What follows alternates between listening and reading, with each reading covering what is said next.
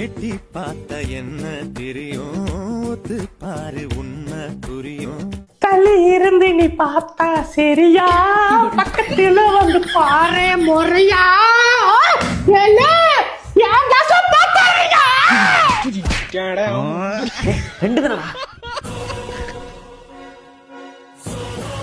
எல்லாம் காலையில் 9 மணி ஸ்கூலுக்கு போச்சு, காணோம்.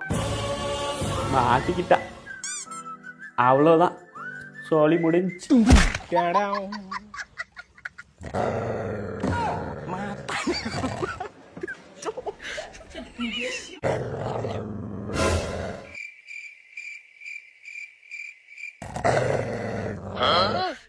你别笑。